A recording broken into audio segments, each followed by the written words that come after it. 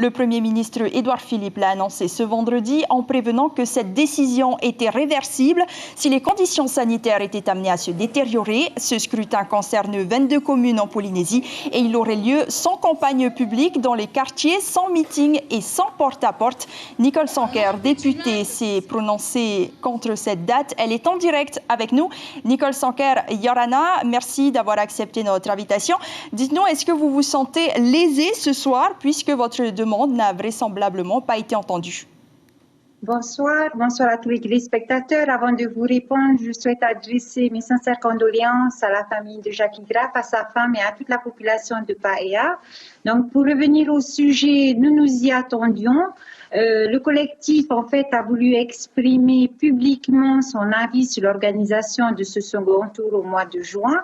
Nous pensions que les conditions n'étaient pas réunies à cause du risque sanitaire, de la dégradation de la situation économique du pays et surtout un gros doute sur la sincérité du scrutin.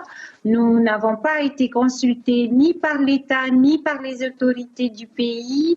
Donc, c'est pour ça qu'on a voulu exprimer notre avis publiquement.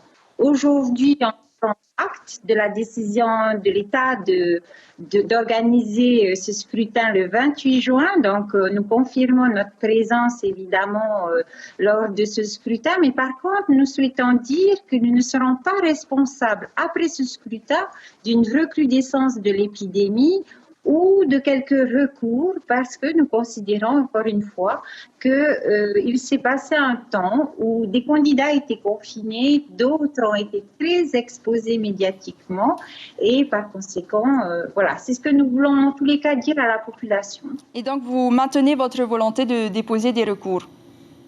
Oui, ça viendra après le scrutin, bien entendu, mais il faut savoir que dans l'annonce qui a été faite aujourd'hui par Édouard Philippe, il va proposer un décret le 27 mai pour l'organisation de ce second tour le 28 juin, mais en même temps, ce scrutin du 28 juin n'est pas assuré puisque le Conseil des scientifiques sera encore interrogé 15 jours avant et en même temps que le décret va sortir, le gouvernement va proposer une loi prévoyant l'annulation du scrutin du 28 juin pour un report au mois de janvier. Donc, comme en France comme ici, le risque sanitaire est toujours présent, ce qui va évidemment influencer les électeurs. Certains, comme au premier tour, ne viendront pas voter et d'autres, par rapport à toutes les distributions auxquelles on a pu assister, eux viendront voter. Merci. Donc, c'est ça qu'on aimerait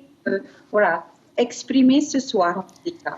Merci beaucoup Nicole Sanker d'avoir été en direct avec nous dans ce journal.